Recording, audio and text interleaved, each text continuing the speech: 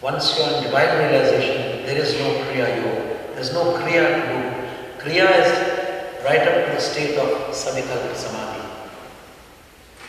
And the effort of sitting again to Nirvikalpa Samadhi. But then when you are in a permanent state of Nirvikalpa Samadhi, of no thought, no mind, when you permanently are in that state and there is no desire at all of person, place or thing, of present, past and future lives, and your mind is totally crystal, nay, not totally crystal, when the mind itself is totally dissolved, then the whole universe, your mind was a state of an undifferentiated radiant ether.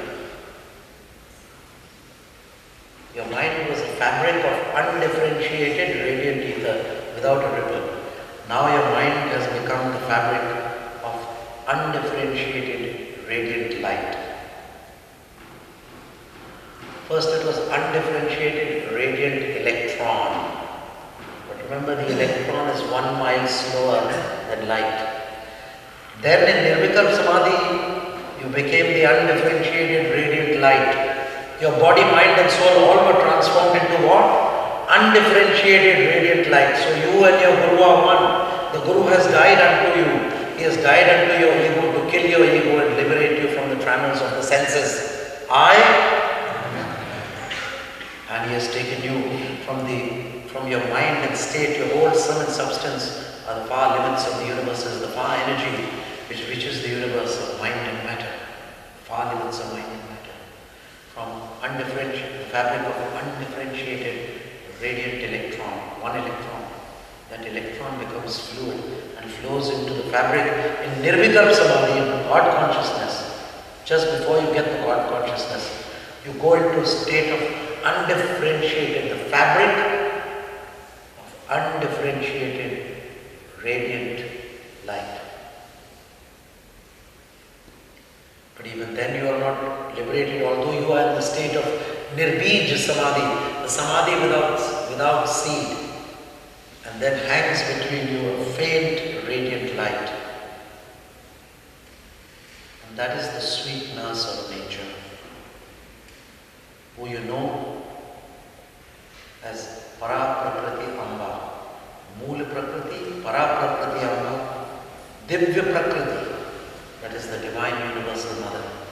And unless she moves out of your way, you cannot see Him about whom we know nothing.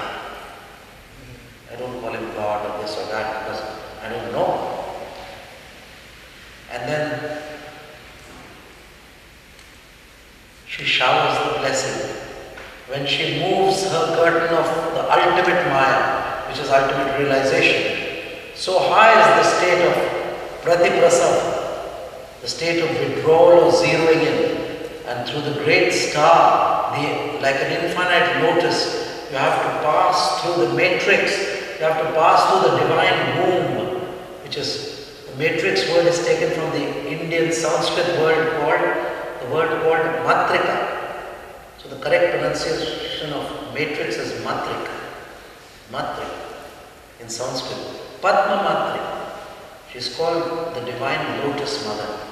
So you have to pass through the womb of the Lotus Mother, through her divine awareness. And when she moves, then you go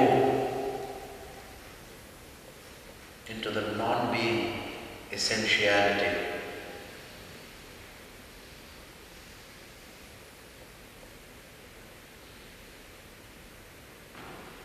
And so, the successful master and the successful disciple and already enlightened master passed into the state beyond the rings pass not.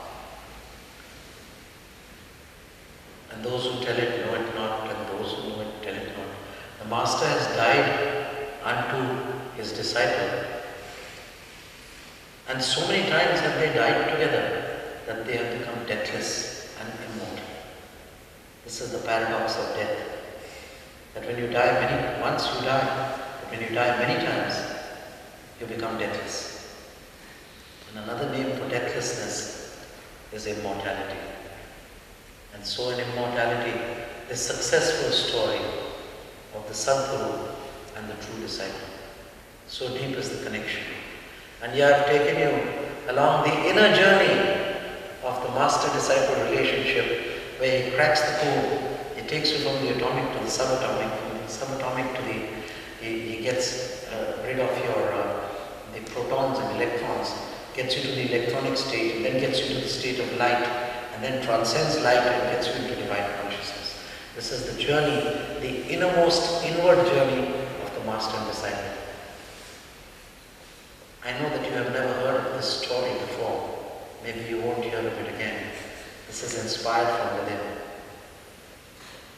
And I don't think there's anything else worth saying after this. And then he takes you, you're in the state of non-being essentiality. The state of aloneness called Kaivalya. Then you go to the state where your center is everywhere in the universe. Your center is everywhere and your circumference nowhere. You go to the state of the non-being essentiality. After which, there is no more to know that is to be known or not known. Nothing to be said and nothing to be done. And look at me and be with me. I'll take the burning from the eyes. And look at me and be still. Become one with the Master.